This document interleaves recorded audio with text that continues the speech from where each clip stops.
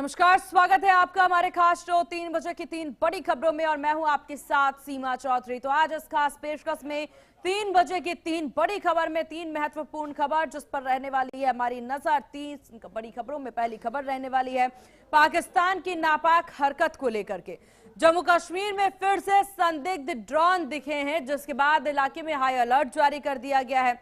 सेना ने search operation शुरू कर दिया। दूसरी एक बड़ी खबर रहने वाली है बांग्लादेश से, जहां लगातार हिंदुओं पर अत्याचार हो रहा है। बांग्लादेश में हिंदू परिवार पर फिर हमला हुआ है। कट्टरपंथियों ने उनके घर को आग के हवाले कर दिया।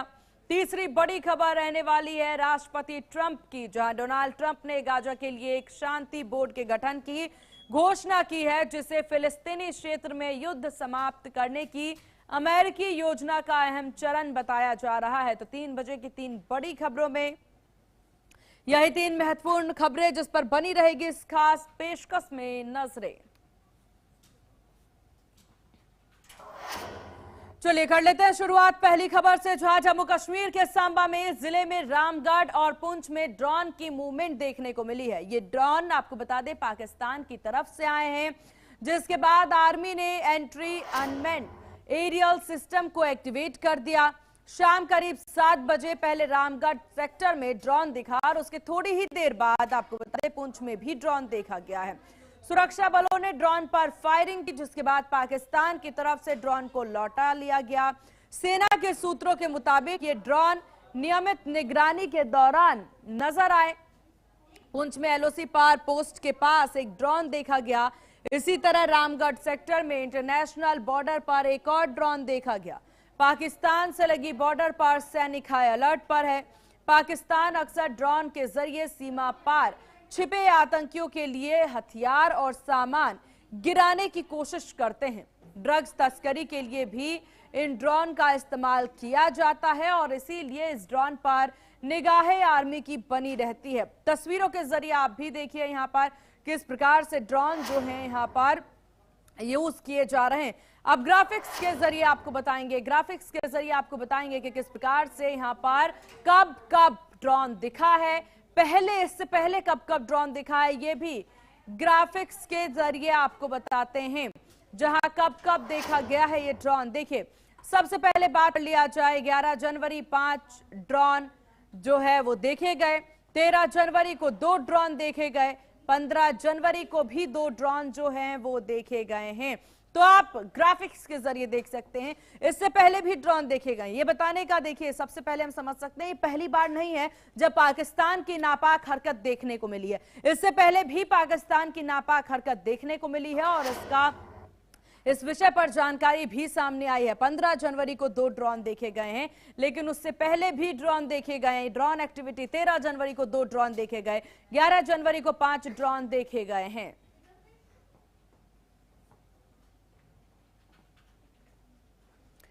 तो पाकिस्तान की ड्रोन वाली साजिश जारी है। पाक की साजिश का हर जाल का नापाक हरकतों का जवाब जो है भारत की तरफ से मिल रहा। और इस विषय पर चर्चा के लिए हमारे साथ ब्रह्मदीप अलूने जी बने हुए हैं, फॉरेन एक्सपर्ट। ब्रह्मदीप जी बहुत स्वागत है आपका एचएनएन न्यूज पर। ब्रह्मदीप जी, पाकिस्तान की ये नापाक हरकत जिस तरह से बार बार देखने को मिल रही है, ड्रोन एक्टिविटी बढ़ाता पाकिस्तान नजर आ रहा। अब इस ड्रोन एक्टिविटी से कितना नुकसान हो सकता है और उसे कंट्रोल करना कितना जरूरी है? देखिए, जब से ऑपरेशन सिंदूर हुआ है उसके बाद हमने देखा है कि, और ऑपरेशन सिंदूर के दौरान भी देखा था कि जो तुर्की के ड्रोन है उनका व्यापक पैमाने पर पाकिस्तान ने उपयोग किया था। और ड्रोन जो है अब एक ऐसा हथियार बन गया दुनिया भर में जो संकट पैदा कर रहा है, क्योंकि ड्रोन की सीमाएं बहुत ज्यादा बढ़ गई है। वो दूसरे देश की सीमा के अंदर आकर फोटो ले सकते हैं, वहां की गतिविधियों पर ध्यान दे सकते हैं। और यही नहीं, अब तो उनमें आयुध भी लादा जा सकता है, हथियार भी लादकर भेजे जा सकते हैं, फेंके जा सकते हैं। तो ड्रोन बहुत गंभीर समस्या है और भारत ने इस बात को समझा भी। और यही कारण है कि जो 2-3 दिन पहले आर्मी की प्रेस कॉन्फ्रेंस हुई थी उसमें ड्रोन को लेकर हमारे थल सेनाध्यक्ष ने बहुत ही स्पष्ट तौर पर कहा कि तैयार है। तो पाकिस्तान की इस हिमाकत पर पाकिस्तान की सेना से बात कही गई है। पाकिस्तान की कोशिशों को देखा जा रहा है और पाकिस्तान भी इस बात को जानता है कि यदि भारत को लेकर उसने कोई ऐसा कदम उठाया जो कि भारत की सुरक्षा के लिए खतरा होगा, तो निश्चित तौर पर उसको वही परिणाम भोगने भोगने पड़ेंगे जो हमने ऑपरेशन सिंदूर के दौरान कर कर दिखाया था। जी। बिल्कुल। और यहाँ पर जिस तरीके से ड्रोन एक्टिविटी देखिए, पंजाब के आसपास इस एक्टिविटी को अक्सर ज्यादा से ज्यादा देखने को मिलता है और ऐसे में माना जाता है कि ड्रग तस्करी भी पाकिस्तान के द्वारा किया जाता है। पंजाब को सुरक्षित करने के लिए आपको क्या लगता है, कौन से महत्वपूर्ण कदम है जो अब उठाने की जरूरत है, क्योंकि टेक्नोलॉजी बहुत ज्यादा बढ़ रहा है और ये टेक्नोलॉजी ही अब घातक साबित हो रहा है।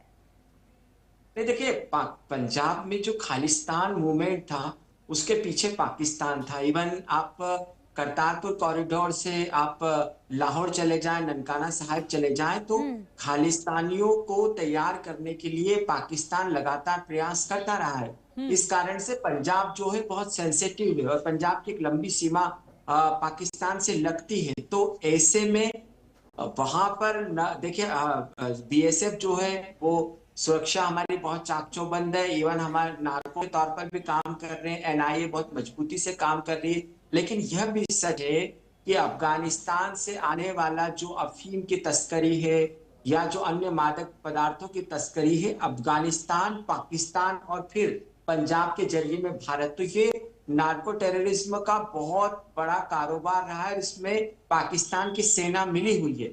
इसी कारण ये बहुत गंभीर है और जो है एनआईए छापे मारकर बहुत सारे लोगों को पकड़ा भी है।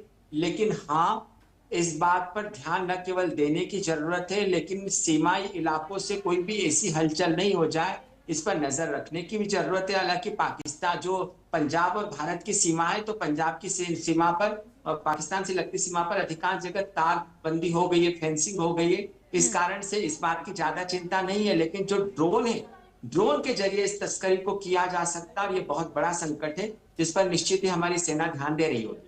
बिल्कुल। और 26 जनवरी काफी ज्यादा करीब है सर, और ऐसे में अगर ड्रोन के मूवमेंट इतनी ज्यादा देखने को मिल रही है, देखिए सीरीज वाइज अगर देखा जाए तो लगातार यहाँ पर ड्रोन की एक्टिविटीज देखने को मिली है।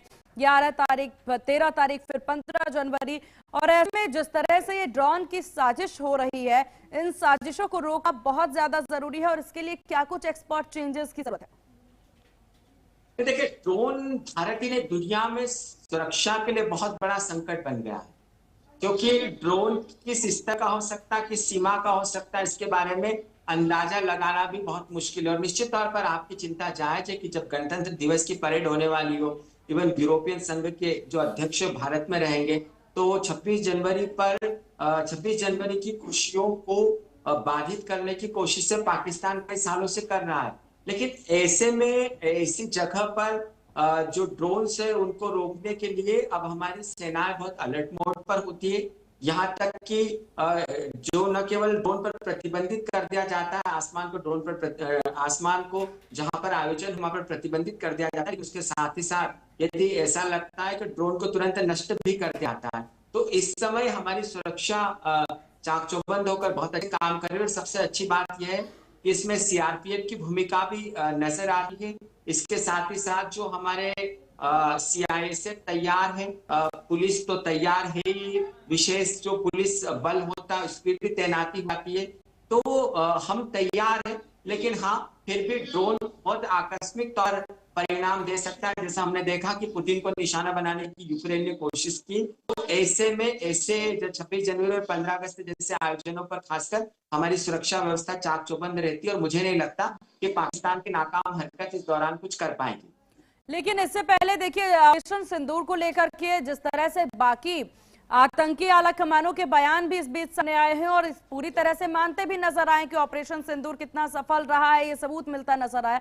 इसके बाद बौखलाया हुआ है पाकिस्तान और कैसे ना कैसे पूरी कोशिश है, फिर चाहे डायरेक्टली हो या इनडायरेक्टली हो, उनकी कवायद है कि कैसे नुकसान पहुंचा दे बस भारत को।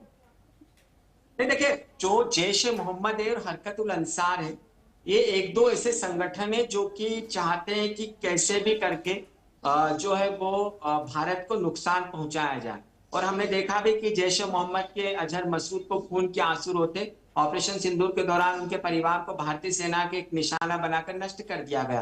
तो हमने उनको बहुत घाव दिए हैं। ऑपरेशन सिंदूर के दौरान कई आतंकी ठिकानों को नष्ट किया है, आतंकियों को पाकिस्तान में घुसकर मारा है।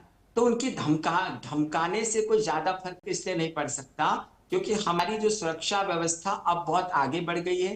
हमारी सुरक्षा व्यवस्था कई लेयर में काम करती है। और आप देखिएगा कि इंडियन आर्मी के साथ फिर बीएसएफ होती है, फिर सीआरपीएफ होती है, फिर सीआईएसएफ होती है, फिर भारतीय पुलिस होती है, फिर अतिरिक्त सुरक्षा बल होते हैं। और यही नहीं, अब तो जो पुलिस का आधुनिकीकरण इस कदर हो गया है कि वो दौर गया कि जब मुंबई में आतंकी हमला होता है और पुलिस वालों के हाथों में डंडे होते हैं, तो सही बात है। अत्याधुनिक हथियारों से हमारी पुलिस को भी हमने चाक लैस किया चौबंद हुआ किया है। है। तो जी बिल्कुल, और बहुत जरूरी है। ब्रह्मदीप जी, आप हमारे साथ बने रहिएगा, आगे और भी बहुत महत्वपूर्ण विषय जिस पर चर्चा करेंगे। फिलहाल यहाँ रुकेंगे एक बहुत छोटे से ब्रेक के लिए। ब्रेक के बाद जल्द हाजिर होंगे और बाकी दो महत्वपूर्ण खबरों पर नजर डालेंगे।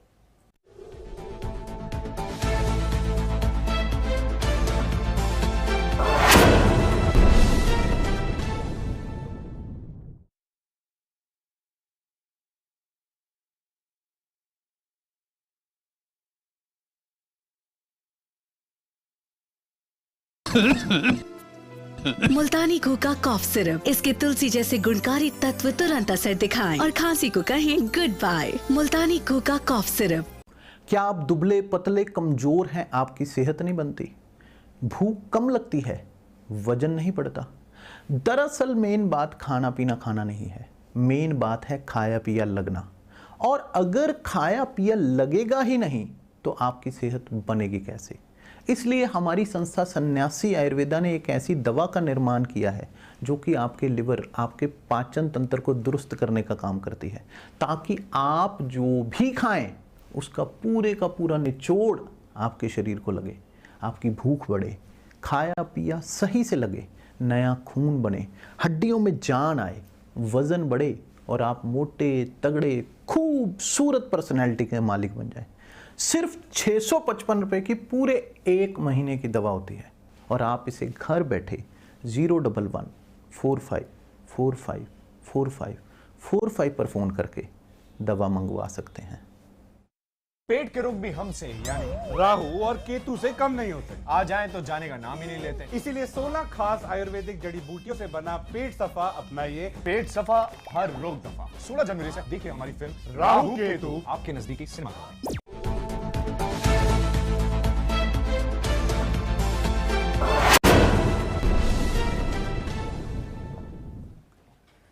और ब्रेक के बाद एक बार फिर से स्वागत है आपका। चलिए रुक कर लेते हैं दूसरी बड़ी खबर की ओर, जहां बांग्लादेश में हिंदुओं के खिलाफ हिंसा थमने का नाम नहीं ले रही है। यहां हिंदुओं को टारगेट कर उनकी हत्या की जा रही है, उनके घरों को जलाया जा रहा है, लेकिन अंतरिम सरकार के मुखिया मोहम्मद यूनुस बेखबर हैं।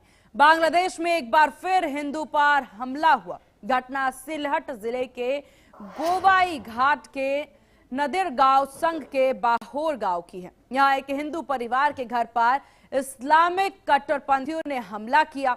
कट्टरपंथियों ने वीरेंद्र कुमार डे के घर पर आग लगा दी। बांग्लादेश में इस्लामिक कट्टरपंथियों की करतूत का वीडियो भी सामने आया। वीडियो में देखा जा सकता है कि आग लगने के बाद पूरे घर में यह आग तेजी से फैल जाती है। परिवार के लोग जान बचाने के लिए घर से बाहर निकलने की कोशिश कर रहे हैं। आग लगने की वजह से घर पूरी तरह से जलकर खाक हो गई। तस्वीरों के जरिए लगातार आप देखिए किस तरह की तस्वीर यहां नजर आ रही है। अब आपको ग्राफिक्स के जरिए हम बताएंगे कि किस प्रकार से ये पूरा मामला लगातार सामने आ रहा है। एक एक करके समझते हैं। बांग्लादेश में हिंदू टारगेट पर हैं। बांग्लादेश के सिलहट जिले में ये पूरी वारदात हुई है, जहां पर एक परिवार को जलाने की कोशिश की गई है। हिंदू टीचर का घर था जिसे जलाया गया, आग के हवाले कर दिया। किनके द्वारा? इस्लामिक कट्टरपंथियों के द्वारा। हिंदू टीचर के घर, वीरेंद्र कुमार स्थानीय स्कूल में टीचर हैं और यहां पर उस घर में इनका पूरा परिवार रहता है, जिसे आग के हवाले कट्टरपंथियों के द्वारा किया गया है। जहां पुलिस आरोपी की पहचान करने में नाकाम है, या यूं कह लीजिए कि कोशिश भी नहीं की जा रही होगी पुलिस के द्वारा, क्योंकि ये कोई पहला मामला नहीं है। इससे पहले भी ऐसी कोशिशें यहां पर की गई हैं। इस्लामिक कट्टरपंथियों के द्वारा इस तरह की हरकत जो है इससे पहले भी की गई है। ऐसी तस्वीरें लगातार सामने आती रही है। और चलिए अब आपको बता दें कि यहाँ कट्टरपंथियों के द्वारा जिस तरह से हिंदुओं को टारगेट किया जा रहा है, इस पर एक्सपर्ट की क्या राय है। हमारे साथ फॉरेन एक्सपर्ट ब्रह्मदीप अलूने जी बने हुए हैं। ब्रह्मदीप जी, एक बार फिर से बहुत स्वागत है आपका HNN न्यूज पर। ब्रह्मदीप जी, बांग्लादेश में एक के बाद एक हिंदुओं को टारगेट किया जा रहा है, सनातनियों को टारगेट किया जा रहा है, और इससे पहले भी हमने देखे, इससे पहले भी 4 मामले ऐसे देखे हैं, और इसके बाद एक और पूरे परिवार को जलाने की कोशिश की गई है। देखिए, ये बहुत बड़ी समस्या है और अभी तक हिंदुओं को टारगेट किया जा रहा था, उनको डराने की कोशिश की जा रही थी, लेकिन अब ऐसा लगा है कि षड्यंत्र पूर्वक जो सरकारी नौकरी करने वाले लोग हैं, जो बड़े बड़े व्यापारी लोग हैं, उनको टारगेट किया जा रहा है इस्लामिक चरमपंथियों के द्वारा, कट्टरपंथियों के द्वारा, जिससे कि वो उन लोगों का व्यापार बर्बाद हो जाए या उनकी नौकरियां छूट जाए और इस प्रकार से उनके परिवार को वहां से बेदखल कर दिया जाए या उनके परिवार को वहां से भागना पड़े। तो देखिए, अब जो इस्लामिक जिहादी है वो खुलकर अब बांग्लादेश में अपना रोल अदा कर रहे हैं। दुर्भाग्य इस बात का कि मोहम्मद यूनुस की सरकार समझ नहीं रही है कि तकरीबन 1.5 करोड़ हिंदू रहते हैं बांग्लादेश में, तो उनको सुरक्षा कैसे करना है। और इन सब के बीच सबसे दुखद यह भी स्थिति है कि जमात इस्लामी जैसे जो दल हैं वो चुनाव में बहुत मजबूती से सामने आ रहे हैं, कट्टरपंथियों के साथ हाथ मिला रहे हैं। तो आने वाले समय में ये समस्या और ज्यादा बढ़ सकती है, क्योंकि अवामी एक धर्मनिरपेक्ष दल हुआ करता था और उसके दौर में हिंदुओं का संख्यक वर्ग का वहां पर विकास हुआ। लेकिन मोहम्मद यूनुस जो है वो कट्टरपंथियों के खिलाफ कुछ कर नहीं रहे हैं। दुर्भाग्य इस बात का भी है कि जो लोग हमला करते हैं पुलिस भी मिली हुई है। आपने देखा दीप चंद्र दास के मामले में, दीपू के मामले में, कि उसे पुलिस ने ही कट्टरपंथियों के हवाले कर दिया।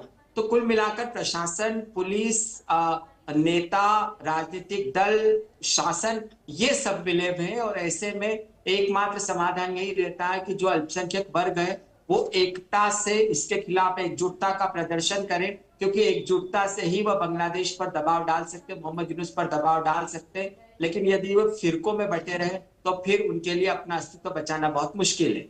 बिल्कुल, और जहां पर इस तरह की स्थिति नजर आ रही है, मोहम्मद यूनुस एक शब्द कहने को तैयार नहीं है ब्रह्मदीप जी, क्योंकि इतने मामले आने के बाद ना रोक लग पाई है, ना इस पर किसी तरह की शांति बांग्लादेश में देखने को मिल रही है। बीएनपी जो कि सबसे बड़ी पार्टी मानी जा रही है इस वक्त बांग्लादेश में, बीएनपी का भी कोई साफ रुख नजर नहीं आ रहा इन सब स्थितियों पर।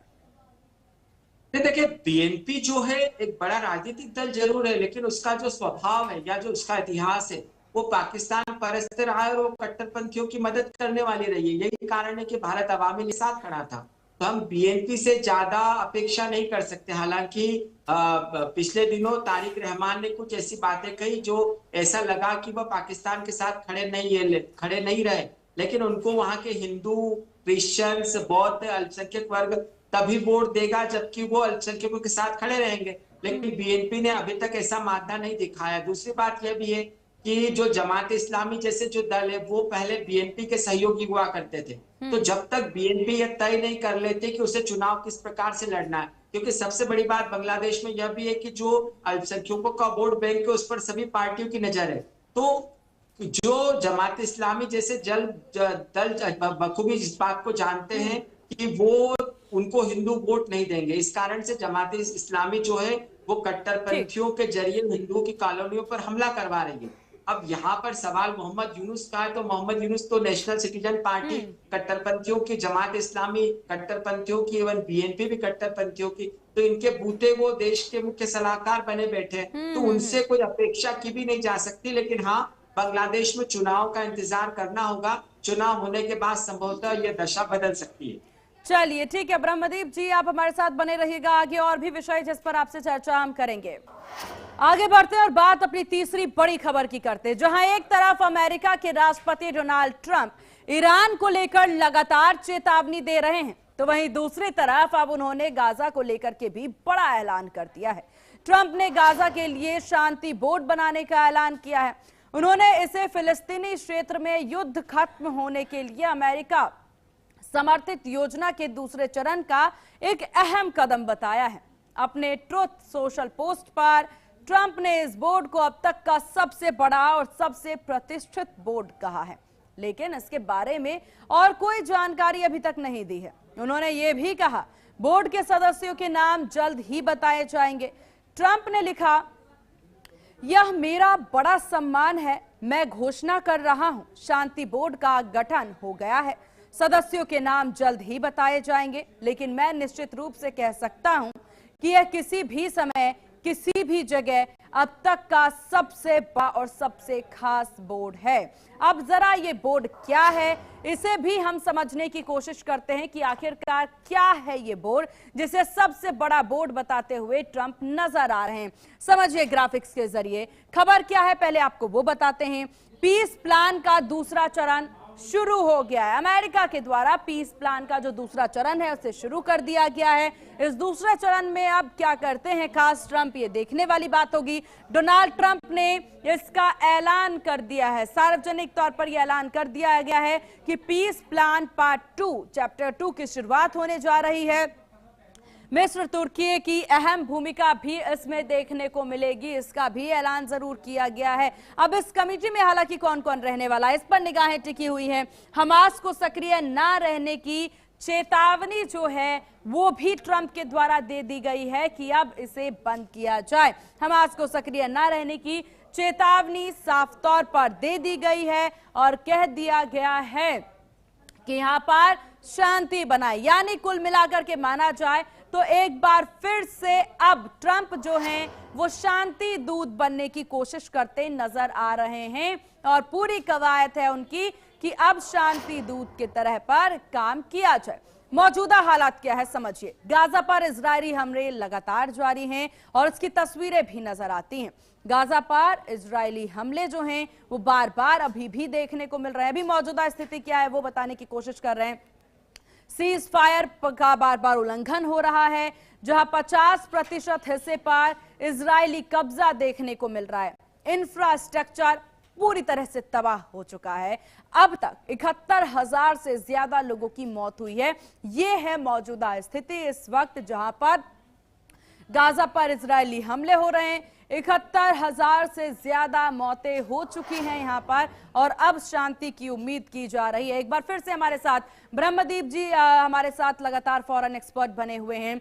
ब्रह्मदीप जी, अमेरिका एक बार फिर से शांति दूत बनने की कवायद में है और सबसे बड़ी घोषणा, सबसे बड़ा मंच से बताते नजर आ रहे हैं ट्रंप, शांति दूत की कवायद। देखिए, ये जो पीस प्लान का दूसरा चरण ये बहुत महत्वपूर्ण है और इससे दुनिया को निश्चित तौर पर खुश होना चाहिए और ये ट्रंप की उपलब्धि भी है। देखिए, हमने देखा कि गजा में रोते बुलकते बच्चों को, भूखे मरते बच्चों को, वहां पर युद्ध की विभीषिका भी देखी और एक तरफ नेतन्याहू का आक्रामक रूप देखा तो हमास का आक्रामक रूप भी देखा और दोनों पक्ष मानने के लिए बिल्कुल तैयार नहीं थे। ऐसे समय में ट्रंप ने न केवल अपनी बात को नेतन्याहू को मनवाया है, लेकिन उसके साथ साथ हमास भी इस बात पर सहमत हो गया है कि वह अपना प्रशासन अब छोड़ने के लिए तैयार है। तो ये बहुत बड़ी बात है। यदि प्रशासन छोड़ने के लिए तैयार है तो आने वाले समय में हमास हथियार भी छोड़ेगा, इसकी संभावना भी बन सकती है। दूसरी तरफ नेतन्याहू कट्टरपंथियों के दबाव में थे और फिलिस्तीनियों को राहत देते नजर नहीं आ रहे थे, लेकिन अब जो गजा के इलाके वहां पर स्कूलें शुरू हो गई है, वहां पर जो है वो स्वास्थ्य सेवाएं शुरू हो गई है। ये बहुत बड़ी उपलब्धि है कि ये सारी शुरुआत हो गई। अब सबसे महत्वपूर्ण बात जो इस पीस प्लान में आती है उसमें तुर्की, मिस्र और जॉर्डन ये 3 देश बहुत महत्वपूर्ण है, क्योंकि मिस्र और जॉर्डन की सीमाएं जो है वो फिलिस्तीन से लगती है। तो फिलिस्तीन के जो लोग हैं उनको लेकर अभी तक जॉर्डन और मिस्र जो है वो डरते भी थे कि ये वहां पर आके कहीं मुस्लिम ब्रदरहुड के साथ मिलकर अशांति नहीं फैलाएंगे, लेकिन वो अब फिलिस्तीन को खड़ा करने में मददगार बन रहे हैं। और इन सबके बीच समस्या है कि प्रशासन को संभालेगा कौन। तो जो फिलिस्तीन विकास प्राधिकरण वेस्ट बैंक के इलाके में काम करता है, वहां के जो धार्मिक मंत्री हैं अब उनके हवाले टेक्नोक्रेट्स, फिलिस्तीन टेक्नोक्रेट्स कमेटी करके उनके हवाले गजा की जो पूरा प्रशासन है उसको करने की कोशिश की जा रही है। तो ट्रंप का यह प्रयास निश्चित तौर पर सराहनीय है यदि इससे गजा में शांति। बिल्कुल। अब हालांकि ये भी क्योंकि ट्रंप जब जब मदद करते हैं वो देखने वाली बात होती है कि इरादा मदद का है या कब्जे का है, ये सवाल बार बार उठ जाता है। आपका बहुत शुक्रिया ब्रह्मदीप जी, HNN को अपना कीमती वक्त देने के लिए और चर्चा में शामिल होने के लिए। इसी के साथ इस खास पेशकश में बस इतना ही। बने रहिए HNN न्यूज के साथ। नमस्कार।